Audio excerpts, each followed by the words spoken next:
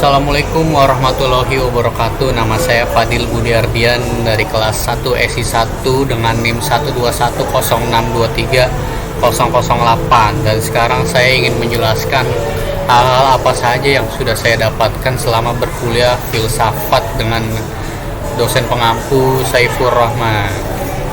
Yang pertama sih, saya selama belajar filsafat saya mempelajari tentu saya cara berpikir baru gitu ya. Sebutlah contohnya asal filsafat gitu, yang merupakan hasil dari kegiatan dialektika, di mana suatu kali contohnya Socrates bertemu dengan temannya, dan temannya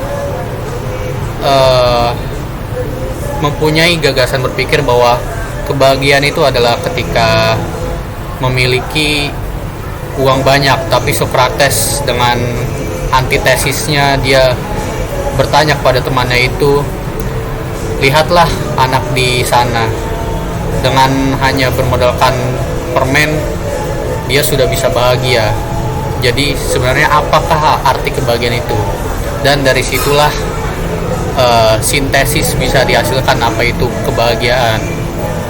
Terus juga ada misalnya objek filsafat,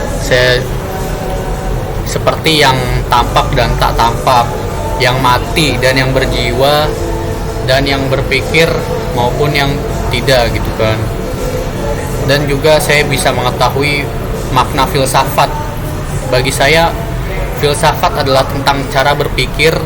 Ia bukan pandangan hidup ataupun sebuah ajaran yang harus diamalkan oleh penganutnya layaknya sebuah agama. Filsafat menggunakan konstruksi bekerja yang sesuai dengan kaidah-kaidah ilmiah, seperti contohnya dialektika tadi, di mana ketika sebuah tesis dibenturkan oleh antitesis sehingga membentuk sintesis baru, dan hasil itulah yang menjadi daya pikir kita untuk ya melihat dunia dan melihat sebuah kasus contohnya. Dan juga ada logika, ketika semua objek diinterpretasikan oleh pikiran sehingga bersifat logis gitu. Cara berpikir filsafat ini menghindarkan kita dari kesesatan berpikir yang akan mengaburkan kita dalam memandang dunia. Bagi saya filsafat ini kacamata yang bisa memperjelas kita dalam melihat dunia secara lebih jelas, tidak terkaburkan oleh kepentingan pribadi, contohnya tidak terkaburkan oleh orang lain, tidak terpikirkan oleh kesesatan berpikir.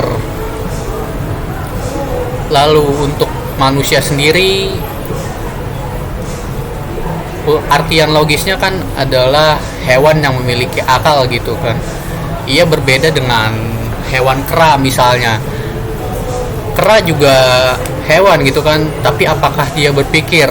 Tentu tidak. Dia kan mengandalkan instingnya gitu kan, mengandalkan nalurinya. Sedangkan manusia memiliki akal untuk berpikir, untuk hidup gitu kan. Tapi untuk kemanusiaan sendiri, manusia dan kemanusiaan menurut saya hal yang berbeda gitu kan. Untuk kemanusiaan sendiri, ia adalah buah kerja peradaban selama ribuan tahun. Ia terbentuk secara kolektif. Ilmu atau pengetahuan yang kita rasakan sekarang adalah ilmu yang diturunkan dari guru kita, lalu dari gurunya guru kita, dan seterusnya sampai ke atas-atasnya gitu kan. Ya, jadi ilmu itu diturunkan secara turun-temurun dan diwariskan gitu kan istilahnya. Nah, dengan ilmu itu pun kita bisa mempraktekannya di dunia real, di dunia material, dunia yang kasat ini. Kemudian hal itu menciptakan kesepakatan bersama, dan pada akhirnya satu sistem kemanusiaan pun bisa terbentuk. Mungkin untuk sistem kemanusiaan di satu geografis, di satu ya sebutlah daerah tertentu dengan daerah lainnya, tentu itu memiliki perbedaan gitu dalam melihat kemanusiaan ini, karena ya ilmu yang mereka kembangkan itu berbeda dengan daerah lainnya. Filsafat juga telah mengajarkan saya banyak hal. Memang dampaknya tidak terlihat besar gitu kan, namun filsafat menawarkan saya sebuah konstruk berpikir yang sebelumnya tak saya ketahui.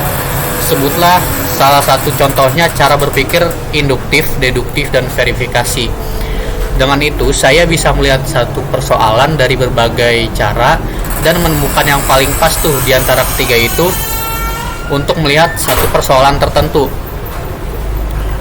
Ketiga metode itu kiranya cukup membantu saya dalam struktur kepenulisan sebuah jurnal agar tulisan jurnal itu terlihat sistematis dan ilmiah. Karena ya saya sendiri berasal dari program studi sastra Indonesia yang syarat akan kemampuan menulis. Itulah sekiranya filsafat dalam kehidupan pribadi saya. Terima kasih sebelumnya. Wassalamualaikum warahmatullahi wabarakatuh.